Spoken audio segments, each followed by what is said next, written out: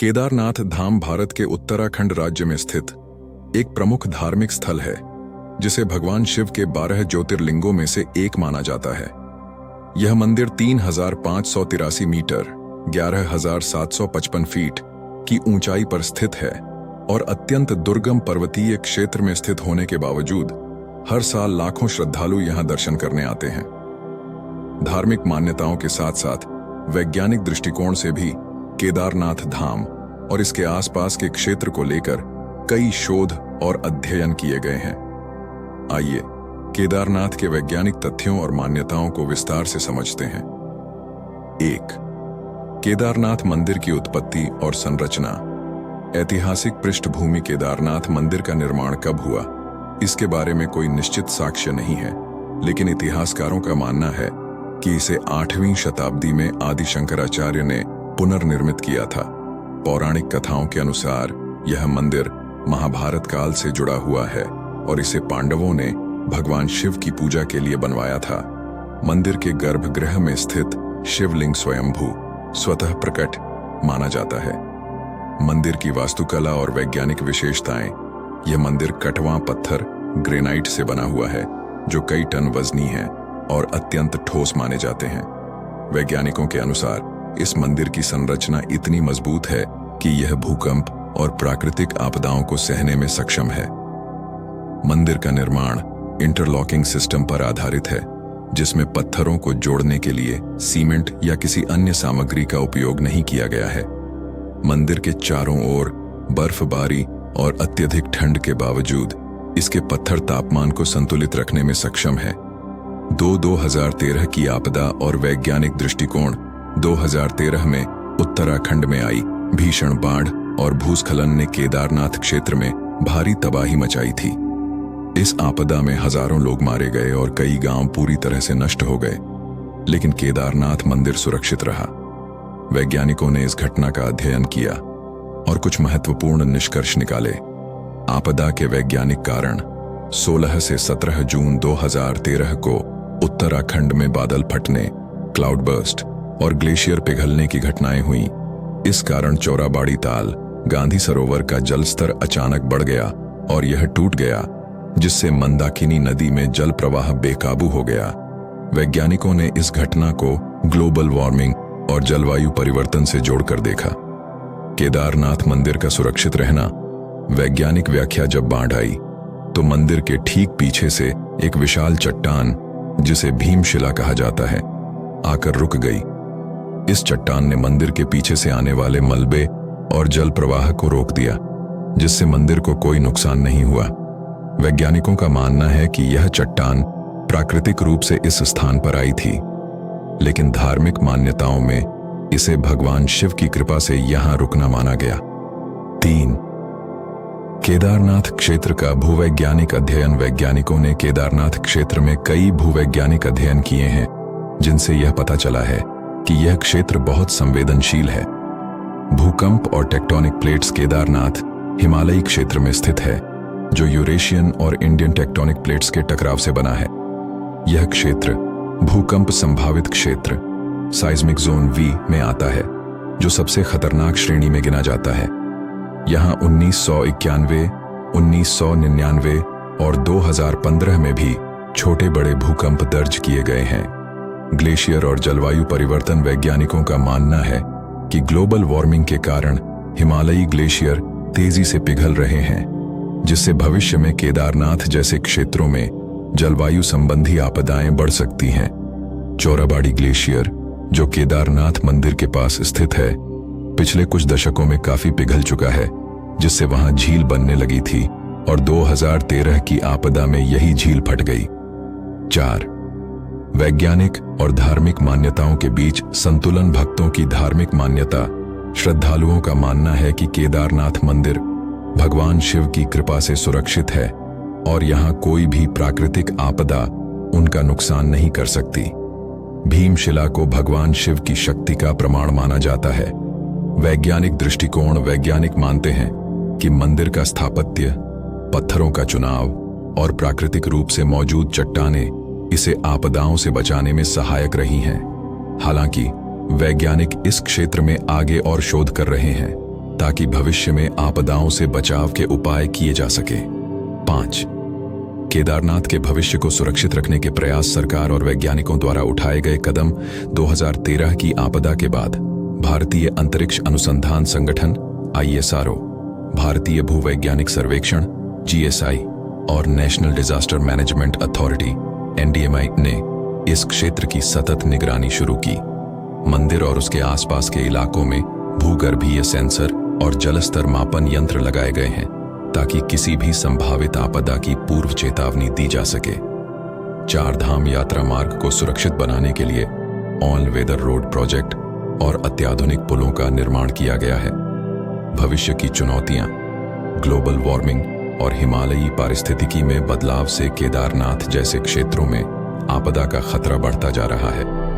तीर्थयात्रियों की बढ़ती संख्या से पर्यावरणीय संतुलन बिगड़ रहा है, जिससे स्थानीय वनस्पति, जीव जंतु और जल स्रोतों पर असर पड़ सकता है। निष्कर्ष, केदारनाथ धाम केवल एक धार्मिक स्थल ही नहीं, बल्कि भूवैज्ञानिक और जलवायु परिवर्तन अध्ययन के लिए भी एक महत्वपूर्ण केंद्र है। यह मंदिर सदियों से आपदाओं को झेलता आया है और इसकी संरचना आज भी अडिग खड़ी है। धार्मिक मान्यताओं के साथ साथ वैज्ञानिक शोध भी इस क्षेत्र के महत्व को साबित करते हैं। केदारनाथ मंदिर का सुरक्षित रहना भले ही आस्था और विज्ञान का अनूठा मेल हो, लेकिन इससे हमें यह भी सीखने को मिलता है कि हमें अपने पर्यावरण और प्राकृतिक संसाधनों को बचाने के लिए और अधिक सतर्क रहना चाहिए। अगली बार जब आप केदारनाथ जाएं, तो इसे सिर्फ एक धार्मिक स्थल के रूप में न देखें, बल्कि इसके पीछे छिपे इतिहास, भूगर्भीय घटनाओं और वैज्ञानिक तथ्यों को भी समझें। आइए केदारनाथ धाम की कुछ चौंकाने वाली पिछले सालों की घटनाओं पर नजर डालते हैं। केदारनाथ की सच्चाई। एक अनकही दास्तान। साल 2013, जून का महीना। चारों तरफ श्रद्धालुओं की भीड़ थी। उत्तराखंड की केदारनाथ धाम यात्रा अपने चरम पर थी। हजारों लोग भगवान शिव के दर्शन करने आए थे, लेकिन कोई नहीं जानता था कि कुछ ही दिनों बाद यहां ऐसा कुछ होने वाला है जिसे देखकर पूरी दुनिया सिहर उठेगी। शुरुआत, बादलों का अनसुना संदेश। 15 जून 2013, केदारनाथ मंदिर के ऊपर आसमान अचानक बदलने लगा। जो पहाड़ियां हमेशा साफ दिखती थीं, वे अब बादलों में घिरने लगीं। मौसम विभाग ने भारी बारिश की चेतावनी दी थी, लेकिन पहाड़ों में बारिश होना कोई नई बात नहीं थी, इसलिए कोई घबराया नहीं। लेकिन कुछ स्थानीय लोग कह रहे थे कि यह बारिश आम नहीं, कोई अनहोनी का संकेत है। रात के करीब 10 बजे मंदिर के पुजारी भीमशंकर लिंग ने कुछ अजीब महसूस किया। वह रोज मंदिर बंद करने से पहले आरती करते थे, लेकिन उस रात जब उन्होंने घंटी बजाई तो मंदिर की दीवारों से अजीब सी आवाजें आने लगीं। ऐसा लगा जैसे कोई अंदर से फुसफुसा रहा हो। वह घबरा गए। क्या शिव स्वयं कोई संकेत दे रहे हैं? उन्होंने अपने एक शिष्य से कहा, कल कुछ बड़ा होने वाला है। मंदिर के गर्भगृह की शक्ति कुछ अलग महसूस हो रही है। शिष्य ने इसे अनदेखा कर दिया, लेकिन पुजारी के चेहरे पर चिंता की लकीरें साफ थीं। वह रात जिसने सब कुछ बदल दिया। 16 जून 2013, पूरे दिन बारिश तेज होती रही। शाम होते होते मंदाकिनी नदी का पानी खतरनाक स्तर तक बढ़ गया था। अचानक रात 8 बजे एक ऐसी घटना घटी जिसने सबकी रूह कंपा दी। एक श्रद्धालु, राहुल वर्मा, जो हर साल केदारनाथ दर्शन के लिए आते थे, वे अपने होटल के कमरे में थे। उन्होंने बाहर झांका तो पहाड़ों की चोटी पर एक चमकती हुई रोशनी देखी। पहले तो उन्हें लगा कि यह बिजली चमक रही है, लेकिन फिर उन्होंने गौर किया कि वह रोशनी मंदिर के चारों ओर घूम रही थी। तभी होटल के मालिक ने अंदर आकर कहा, साहब, ये जगह आज बहुत अजीब लग रही है। कुछ लोग कह रहे हैं कि उन्होंने मंदिर के ऊपर आकाश में कुछ चलता फिरता देखा है। राहुल को यह सुनकर झटका लगा। उन्होंने अपना कैमरा उठाया और बाहर जाने का फैसला किया, लेकिन तभी एक जोरदार गड़गड़ाहट हुई और पूरा पहाड़ कांप उठा। कुछ ही पलों में बादलों से ऐसा पानी बरसना शुरू हुआ जैसे आसमान फट पड़ा हो।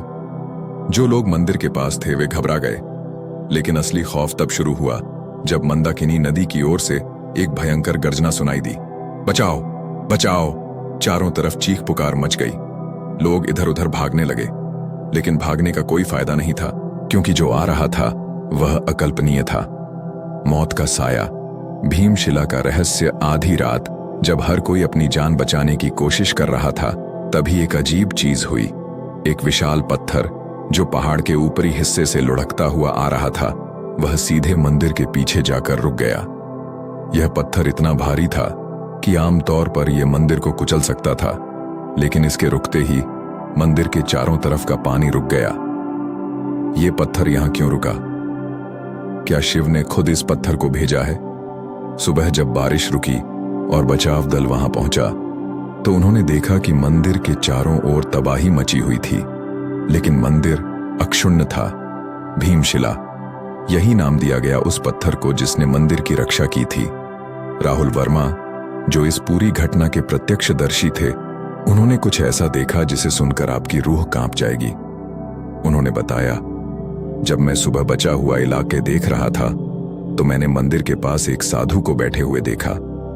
उनके कपड़े भीगे हुए थे, लेकिन उनका शरीर सूखा था। मैं उनके पास गया तो उन्होंने बस इतना कहा, भगवान शिव ने अपने भक्तों की परीक्षा ली है, यह अंत नहीं है, अभी बहुत कुछ देखना बाकी है। इतना कहकर वे अचानक गायब हो गए। सुबह का सूरज पहाड़ों के पीछे से झांकने लगा था, लेकिन केदारनाथ घाटी की भयावहता उस सुनहरी रोशनी के सामने भी नहीं छिप सकी। हर ओर तबाही का मंजर था, मलबे में दबे घर, टूटी हुई सड़कें और उखड़े हुए पुल। लेकिन इस सब के बीच केदारनाथ मंदिर जस का तस खड़ा था, मानो शिव ने स्वयं उसकी रक्षा की हो। राहुल वर्मा की आंखें अब भी रात की उन घटनाओं पर टिक गई थीं। वे मंदिर के ठीक पीछे की तरफ खड़े थे, जहां वह रहस्यमयी भीमशिला रखी थी। यह पत्थर इतना बड़ा था कि अगर यह मंदिर से टकरा जाता तो पूरा ढांचा ध्वस्त हो सकता था, लेकिन यह मंदिर की ठीक पीछे आकर रुक गया था, जैसे किसी अदृश्य शक्ति ने इसे वहां रोक दिया हो। राहुल अभी भी उस साधु के शब्दों को याद कर रहे थे, यह अंत नहीं है, अभी बहुत कुछ देखना बाकी है। उन्हें यह सोचकर सिहरन हो रही थी कि आखिर इसका मतलब क्या था। क्या केदारनाथ की इस आपदा का कोई और रहस्य भी था जिसे वे समझ नहीं पा रहे थे?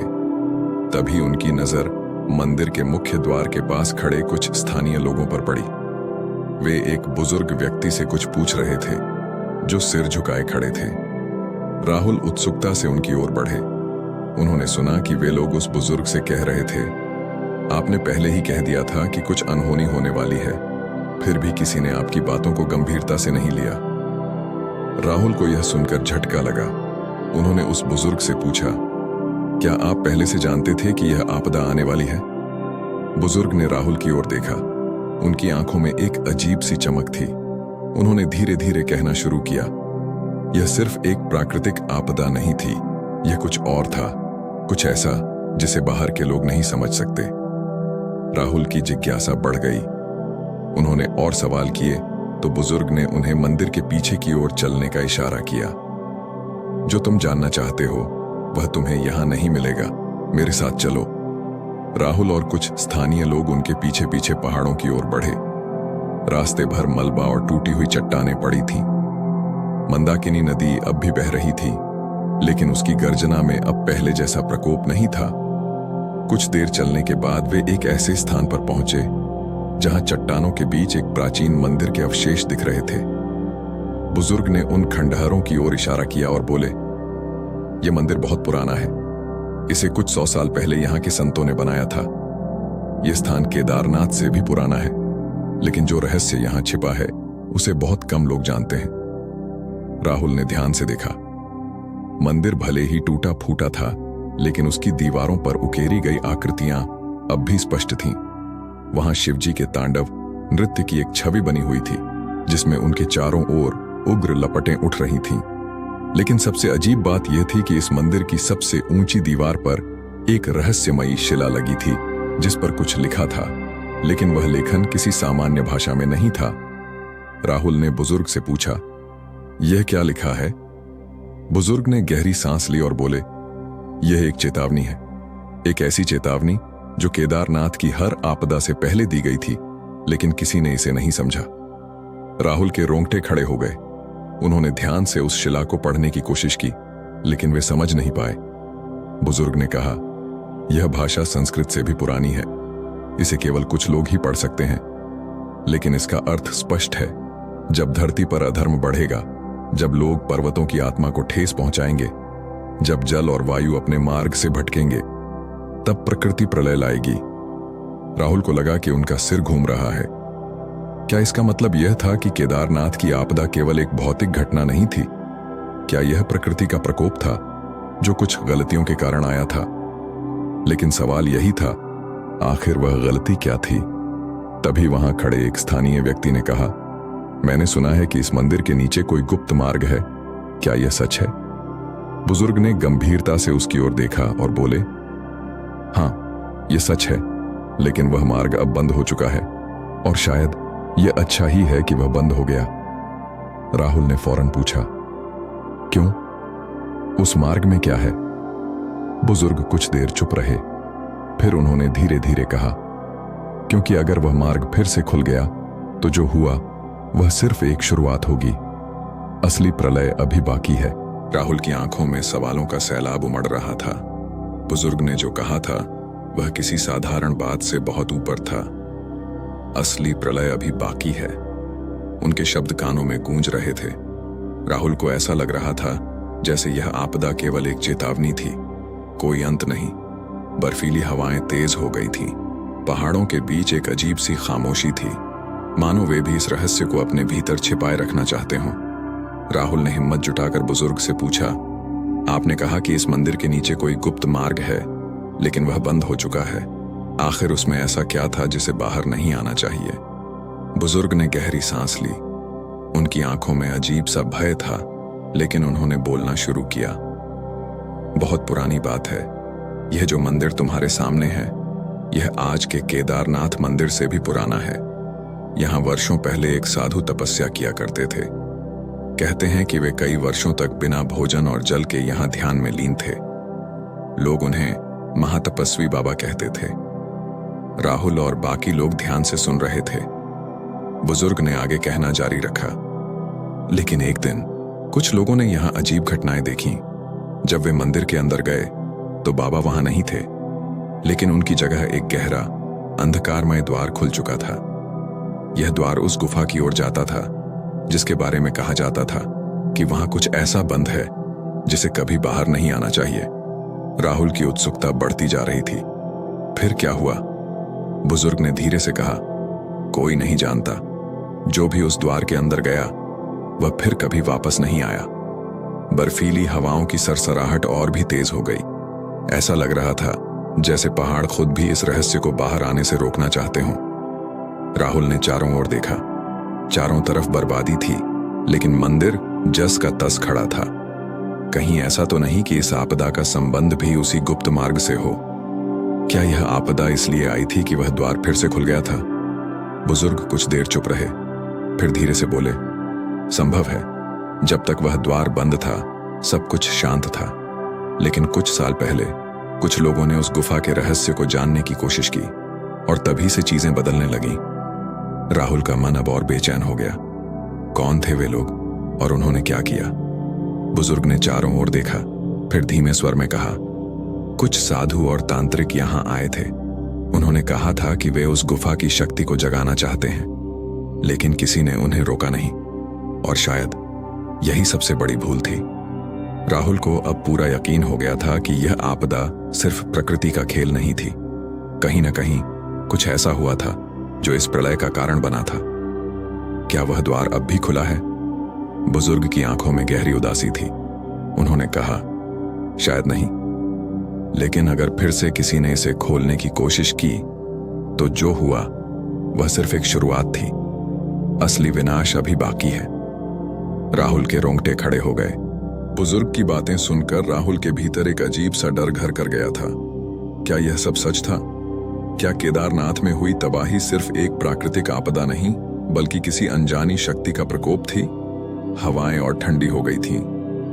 मंदाकिनी का जलस्तर अब स्थिर था, लेकिन पानी की गहराइयों में कुछ ऐसा था जो राहुल को बेचैन कर रहा था।